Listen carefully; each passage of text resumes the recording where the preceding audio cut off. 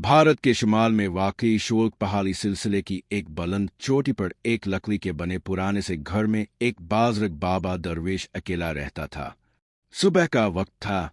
जैसे ही बाबा दरवेश अपने आश्रम से बाहर निकले, उन्होंने देखा कि सामने एक निहायत खूबसूरत और नौजवान लौकी पहाड़ की ऊंचाई पर खड़ी है, जहां नीचे हजारों फुट गहरी खाई थी।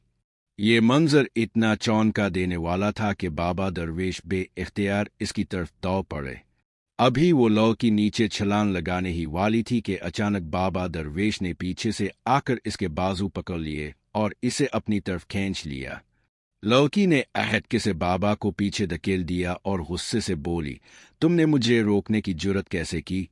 तुम होते कौन हो मेरी जिंदगी में दखल देने वाले? वो दोबारा आगे की तरफ बढ़ी जैसे छलांग लगाने वाली हो। बाबा दरवेश एक बार फिर लपके और इस बार और भी मजबूती से इसका हाथ पकड़ लिया। लौकी ने पूरी कोशिश की कि खुद को छुड़ाए, मगर बाबा ने जाने ना दिया। नरमी से बाबा ने कहा, आखिर ये क्या कर रही हो? मुझे बताओ, शायद मैं तुम्हारी कुछ मदद कर सकूं। लौकी ने आंसू भरी आंखों से कहा, तुम क्या मेरी मदद करोगे? मुझे घर से निकाल दिया गया है। मेरे पास ना ठिकाना है ना कोई सहारा। बाबा कुछ देर तक इसे खामोशी से देखते रहे, फिर इसके हाथ की कलाई पकड़कर बोले, चुल्लू मेरे साथ आओ। लौकी घबरा कर बोली, कहाँ? बाबा ने बस इतना कहा, आरो तो सही। वो लौकी का हाथ थामे बगैर कुछ कहे नीचे उतरते पहाड़ी रास्ते पर चल पड़े। लौकी बार बार कहती रही, मेरा हाथ छोड़ो, तुम कहाँ ले जा रहे हो? मगर बाबा खामोश रहे। कुछ देर बाद वो दोनों इस लकड़ी के घर के दरवाजे पर पहुंचे। बाबा ने दरवाजा खोला और लौकी को अंदर ले गए। लौकी बोली, ये कौन सी जगह है? ये किसका घर है? तुम मुझे यहाँ के ला रहे हो?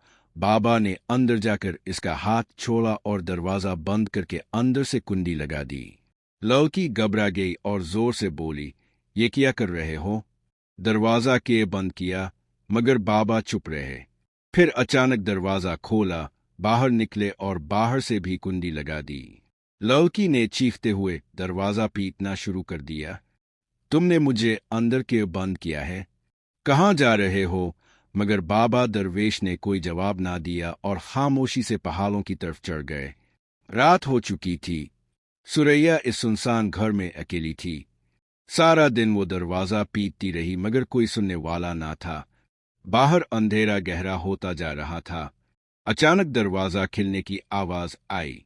वो दौड़कर दरवाजे की तरफ गई तो देखा बाबा दरवेश अंदर आ रहे हैं। सुरैया ने गुस्से से कहा, तुमने मुझे यहाँ के लाया? सारा दिन बंद करके कहाँ चले जाते हो?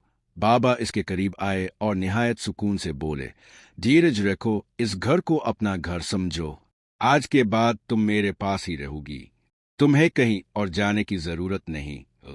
इसकी आंखों में एक अजीब सी चमक थी, जैसे दिल में कुछ और ही चल रहा हो। सुरैया ने हिचकिचाते हुए कहा, मैं तुम्हारे साथ कैसे रह सकती हूँ? मुझे तो मेरे अपने घर वालों ने निकाल दिया है। तुम मुझ पर इतनी मेहरबानी क्यों कर रहे हो? बाबा ने नरमी से इसे तसल्ली दी। सुरैया, जो पहले ही जिंदगी के थप्पड़ों से टूट चुकी थी और जिसके पास कोई सहारा ना था, आखिरकार वहीं रुकने को राजी हो गई। बाबा ने इसे एक चारपाई दी और कहा, यहां सो जाओ। सुरैया लेट गई और जल्द ही नींद में चली गई। बाबा भी अपने बिस्तर पर जाकर लेट गए, मगर नींद उनके करीब ना आई। सारी रात वो सुरैया के बारे में सोचते रहे। सुबह हुई तो बाबा सुरैया के पास आए और काफी देर तक खामोशी से इसका चेहरा देखते रहे। अचानक सुरैया की आंख खिल गई। इसने चादर संभाली और हैरान होकर बोली, क्या हुआ? अब क्या करने आए हो? बाबा ने कहा, सुबह हो गई है, जाग जाओ। बाबा बाहर गए और दरवाजे पर बाहर से कुंडी लगा दी। सुरैया पीछे से आवाज देती रही, दरवाजा खोलो। कहाँ जा रहे हो? मगर बाबा कुछ ना बोले। दिन ढल गया, रात का अंधेरा छा गया। अचानक दरवाजा खुला, सुरैया दौड़ती हुई गई। बाबा अंदर आए तो इसने गुस्से में कहा, ये क्या है? मुझे सारा दिन इस सुनसान घर में कैद करके कहाँ जाते हो? बाबा ने कहा, कहीं नहीं गया था, बस एक जरूरी काम अधूरा रह गया था, वो मुकम्मल करने गया था। रात को सुरैया को महसूस हुआ जैसे कोई इसके करीब है। इसने हल्की सी आंख खोली तो देखा बाबा दरवेश इसके सरहाने खड़े हैं। बाबा ने कुछ पला और इस पर फूंक मारी। सुरैया ने सोने का ढोंग किया मगर अंदर ही अंदर सब देख रही थी। सुबह बाबा ने कहा, चुल्लू बाहर चलिश, ताज़ा हुआ में घूम ले। सुरैया ने फौरन इनकार किया मगर बाबा ने जबरदस्ती इसका हाथ पकड़कर पहाड़ की तरफ ले गए। पहाड़ पर चढ़ने के बाद बाबा ने कहा, यहाँ उल्टा लेट जाओ। सुरैया चिल्ला कर बोली, क्या तुम पागल हो?